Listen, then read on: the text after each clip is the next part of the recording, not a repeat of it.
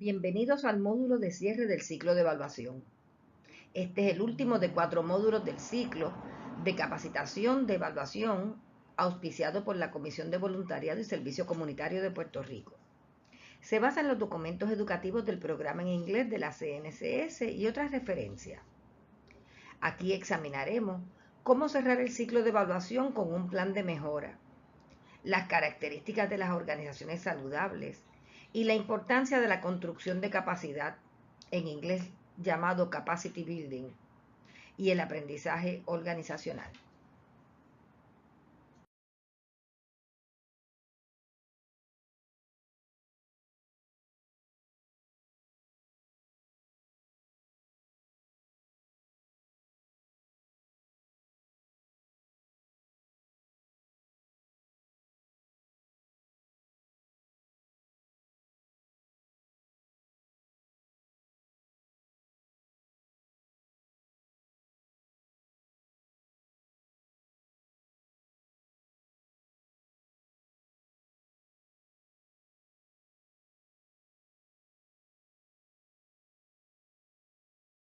Hoy comenzaremos este webinar con una breve reflexión filosófica.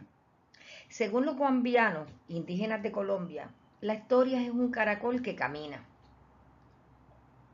según puede verse en estos petroglifos. Y en este diagrama, fíjense que es como una espiral como de un caracol. Y son dos espirales que se conectan. En una se va alejando del centro y en la otra se va volviendo al centro. Ya lo veremos más adelante en cómo ellos lo utilizan. Esto contrasta con la visión unilineal del tiempo que caracteriza al pensamiento occidental. En cada actividad que realizan, así sean las actividades rutinarias de la vida cotidiana, los guambianos tienen conciencia de que están haciendo historia, de que están participando de la historia, una conciencia que nosotros, por lo menos en la vida cotidiana, no tenemos. Además, consideramos que los grandes personajes, a quienes por eso llamamos personajes históricos, o los grandes acontecimientos son los que hacen la historia. Es decir, que nosotros, las personas del común, no tenemos nada que ver con ella, porque ni somos grandes personajes ni estamos participando de los grandes acontecimientos. Los guambianos, al contrario, consideran que con cada actividad que cualquiera de ellos efectúa está haciendo historia, está participando de la historia. El origen de la historia está en ese centro, punto de partida del proceso del tejido del sombrero, y que los guambianos diferencian con un color propio suyo, el magenta. Explicándolo, se dice que el caracol se desenrolla a partir de ese centro hasta alcanzar la circunferencia externa que lo delimita, y luego vuelve a enrollarse en la dirección contraria hasta llegar de nuevo al centro. Es decir, que conciben un doble movimiento, no solo aquel que de desenrollar para crear el cuarimpoto, que es el sombrero, sino que hay otro que le devuelve por el mismo camino hasta llegar al centro. En ese doble movimiento se despliega la historia. Por otro lado, Hawking plantea la remota existencia de un punto en un agujero negro en donde la materia estaba comprimida hasta una densidad infinita, donde la relatividad general se quebraba y el espacio, el tiempo y las leyes de la física dejaban de operar. Como producto de sus contradicciones internas, del choque de las fuerzas internas, se produjo un gran estallido, inicio de la gigantesca inflación de la materia, o lo que llamamos el Big Bang, y con él el universo. Y el tiempo mismo tuvieron un comienzo, hace más o menos 15.000 millones de años. Esa gran explosión originó también la Vía Láctea, que es el universo en el cual vivimos. De la misma manera, se originó la mayor parte de las galaxias. Ese gran estallido lanzó hacia el espacio toda la materia que estaba concentrada en ese punto, en ese centro. Inflación que todavía continúa. De ahí que nuestra galaxia sigue ampliándose y lo hará, quién sabe, durante cuántos millones de años más. La fuerza de expansión combinada con la fuerza de la gravedad produjo la forma que tiene nuestra galaxia y la mayor parte de las galaxias, la de una espiral. Es decir, que la forma de pensar con cosas, conceptos, permitió a tales sociedades, a partir de las observaciones que podían hacer con los órganos de los sentidos, cuyas capacidades también amplían con el uso de los elementos como la coca o el yagué, llegar a conclusiones similares a las del Big Bang, conclusiones que aún desde el punto de vista científico de hoy son válidas, pero que ellas lograron siglos antes que nuestra propia sociedad. Para Hawking, el Big Bang es el origen del tiempo, es decir, el origen de la historia. El tiempo de nuestro mundo se cuenta desde la ocurrencia del Big Bang y durará hasta el Big Crash, hasta que toda la materia que lo conforma vuelva a concentrarse en el centro. Para los guambianos, esa es también la concepción de la historia y del tiempo que puede leerse en el cuarimpoto, es en el caracol.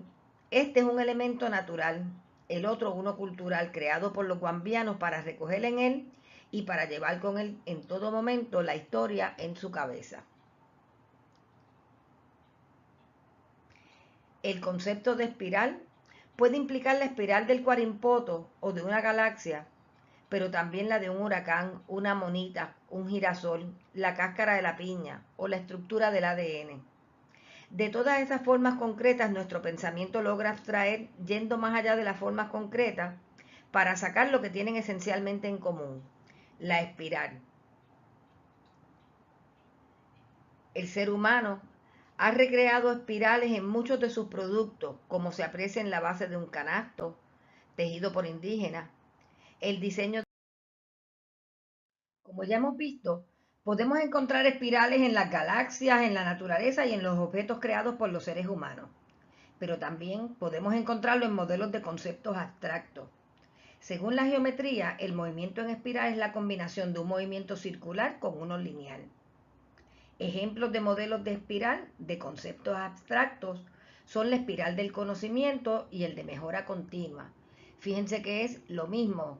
Actuamos, aprendemos, nos comprometemos, aprendemos, nos comprometemos, actuamos, aprendemos, etcétera. Pero cada vez es en un plano superior. Lo mismo en el otro, contextualizamos, experimentamos, demostramos, comprendemos, aplicamos y volvemos a evaluar el contexto para seguir aprendiendo. Ambos modelos establecen el crecimiento mediante el aprendizaje que nos lleva cada vez a planos superiores. Daría la impresión de que estamos como en un ciclo vicioso, haciendo lo mismo siempre, pero no, porque cada ciclo está en un plano superior con un aprendizaje mayor.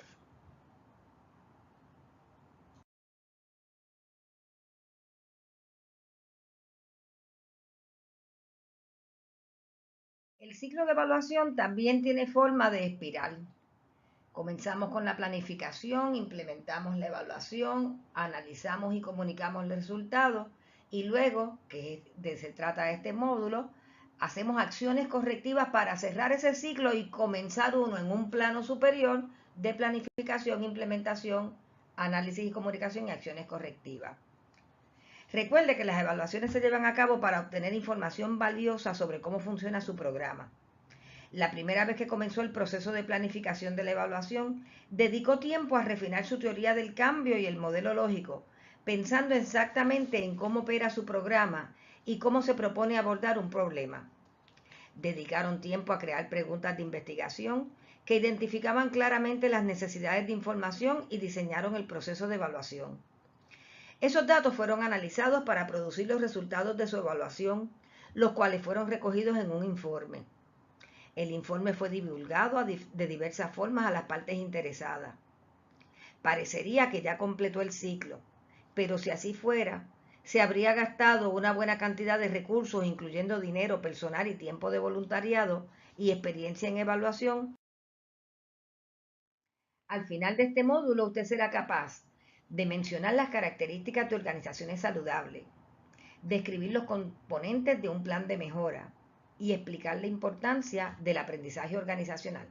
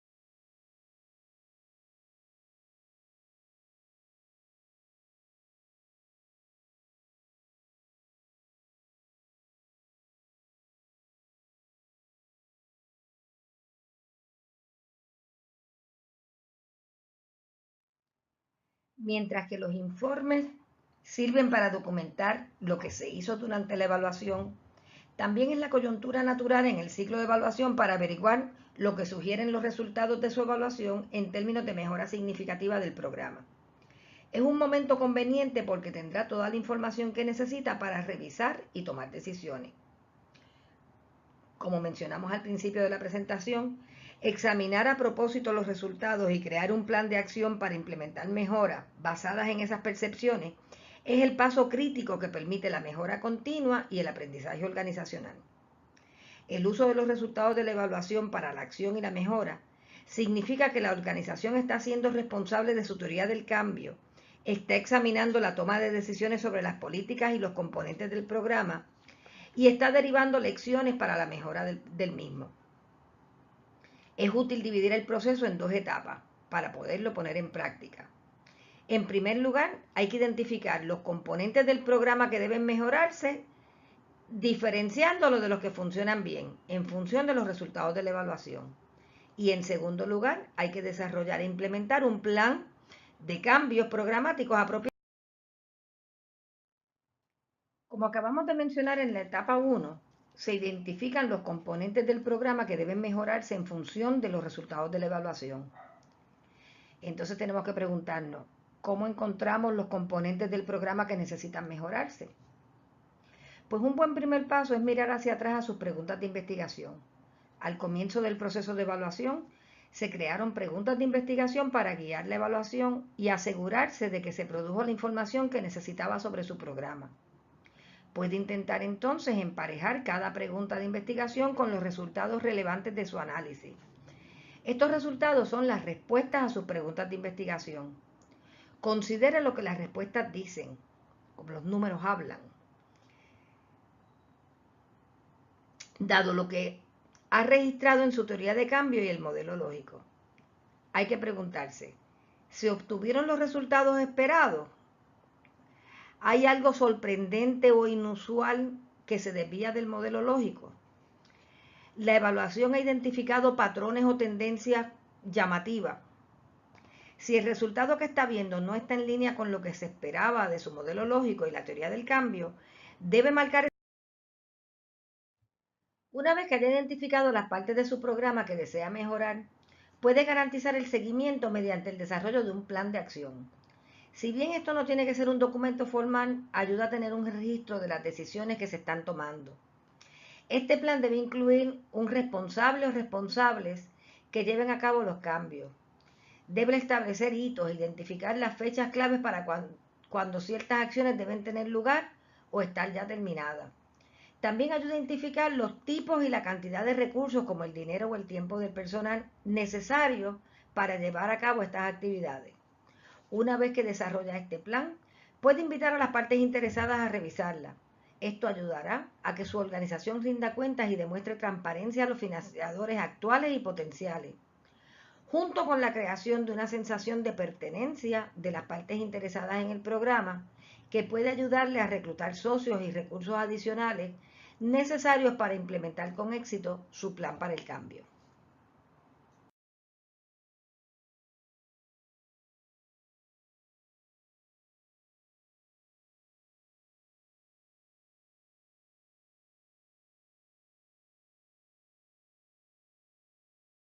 Desarrollar e implementar su plan de acción para la mejora demuestra responsabilidad y construye la confianza de las partes interesadas en su organización. No obstante, hay mucho más que ganar de sus hallazgos de evaluación. Una evaluación puede pagar dividendos por mucho tiempo en el futuro, en algunos aspectos clave. En primer lugar, cada vez que su programa realiza y completa una evaluación, obtiene información sobre la efectividad del programa, proporcionando una imagen sólida de cómo y por qué su programa está o no está alcanzando sus metas, según su teoría del cambio.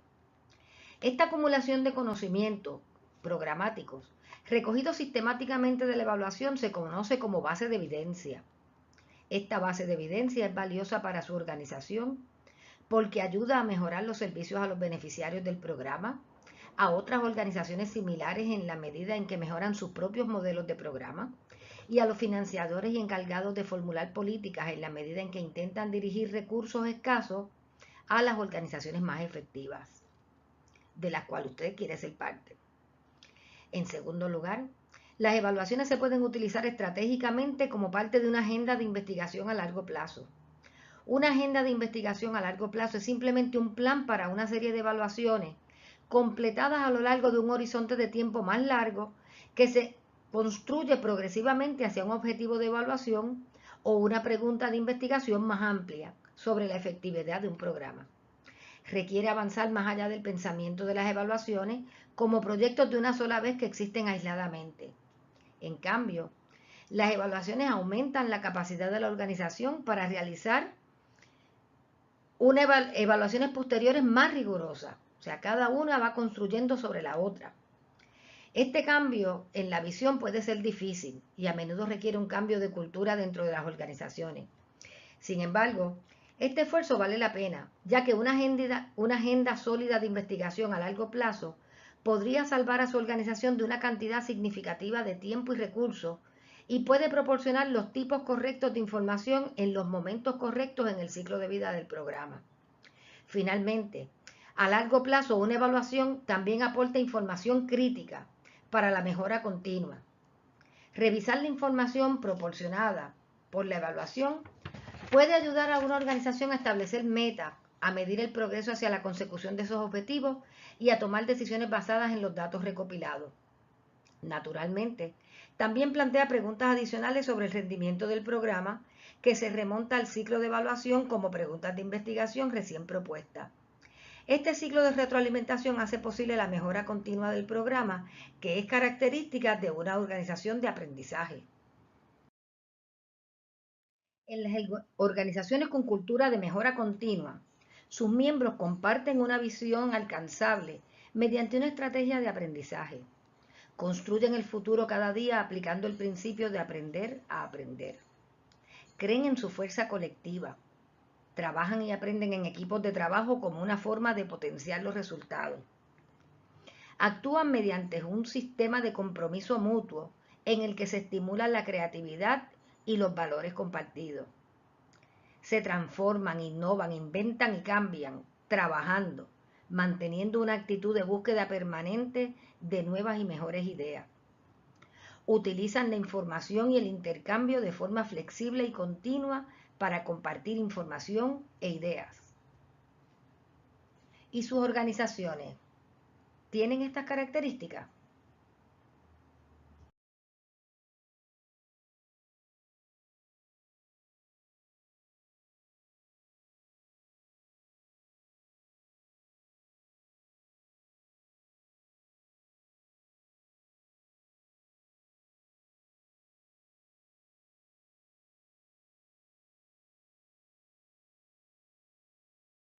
En las organizaciones altamente efectivas, el pensamiento sistémico y la comunicación requieren que la información fluya adecuadamente en todas sus fases. La primera fase es la adquisición de la información. Hay que fomentar la búsqueda de información y el desarrollo de un sentimiento de exploración sobre las situaciones cotidianas de la organización. Tiene que también haber un plan de diseminación.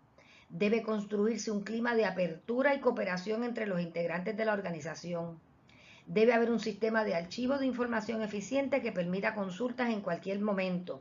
No se pueden crear las fincas de que esta es mi finca y aquí tú no puedes entrar y esta información me pertenece a mí, no la puedo compartir contigo. Eso no es parte de las organizaciones altamente efectivas. Y por último, la fase de interpretación y utilización de la información compartida. El conocimiento adquirido debe interpretarse en conjunto y aplicarlo cuando se estime conveniente en las áreas que así se estime convenientes.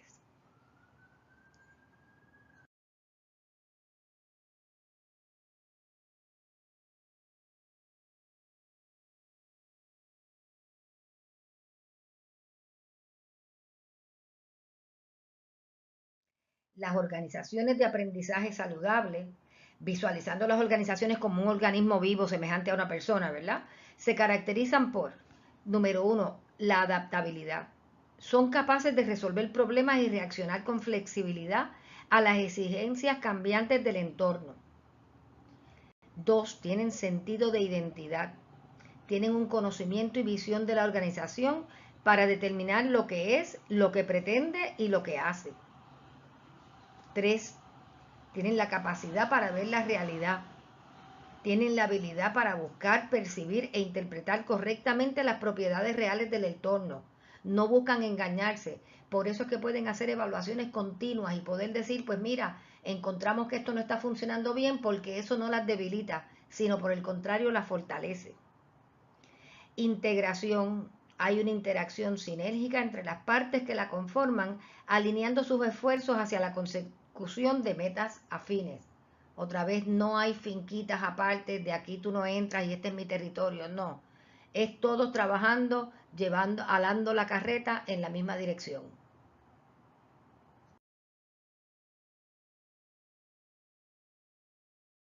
El aprendizaje no solo se refleja en un mejor desempeño, también es importante tener en cuenta elementos afectivos y éticos, pues el conocimiento contempla ideas, valores y emociones, tales como el sentimiento de ánimo y energía en toda la organización, la calidad de los diálogos, la confianza en uno y en los otros, la integridad y la autenticidad de los individuos, la sensación de poseer la capacidad de encontrar solución a situaciones difíciles y de poder tomar decisiones éticas. Otros elementos afectivos importantes son sentimientos de alegría, confianza y empoderamiento, curiosidad e investigación para resolver problemas, relaciones interpersonales gratificantes y armoniosas, respeto a la diversidad de saberes, pensares, sentires y haceres. No hay una sola manera de hacer las cosas o percibirlas o sentirlas. Hay muchas y todas válidas. Lo importante es armonizarlas. Y por supuesto, en las organizaciones saludables, al igual que entre la creación de capacidad, capacity building en inglés, es un término que captura la serie de esfuerzos que una organización sin fines de lucro puede emprender para fortalecer sus operaciones o actividades. Además de la evaluación, algunas áreas comunes en las que las organizaciones sin fines de lucro buscan mejorar la capacidad incluyen tecnología, administración, por ejemplo en contabilidad, talento humano, la recaudación de fondos, promoción, comunicaciones, gobernanza, desarrollo de liderazgo y reclutamiento y desarrollo de trabajo voluntario, por supuesto. El fortalecimiento de la capacidad de evaluación es el proceso de mejorar la capacidad de una organización para utilizar la evaluación para aprender de su trabajo y mejorar los resultados. El aprendizaje organizacional es increíblemente importante y no ocurre por generación espontánea, hay que trabajarlo. Las organizaciones que son expertas en aprender de los errores y adaptarse a los nuevos desafíos tienen más probabilidades de tener éxito, y en el sector sin fines de lucro es más probable que progresen significativamente hacia los resultados. ¿Qué estrategias podemos utilizar para la formación de capacidad?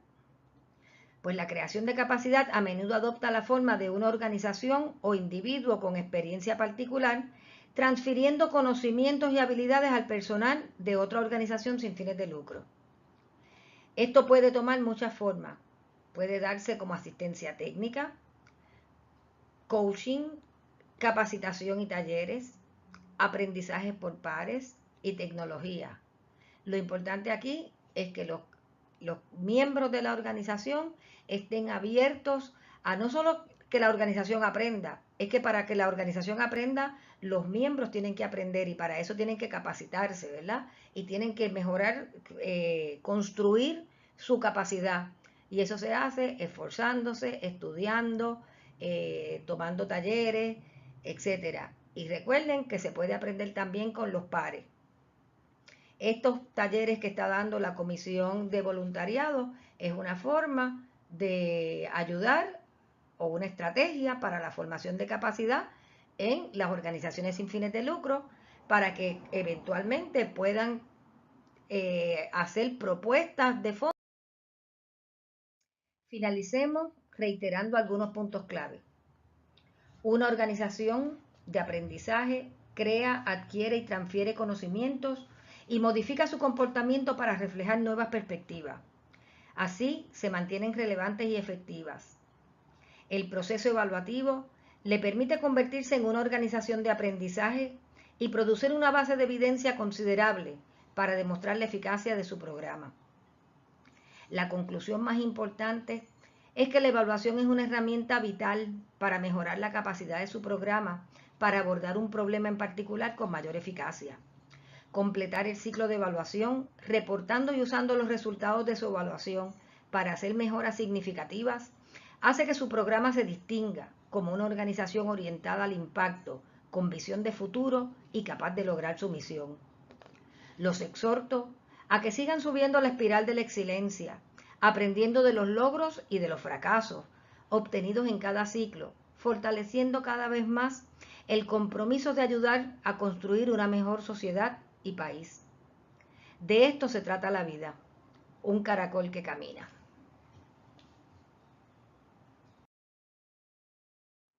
Aquí le incluimos las fuentes utilizadas y algunas lecturas recomendadas para profundizar en el tema.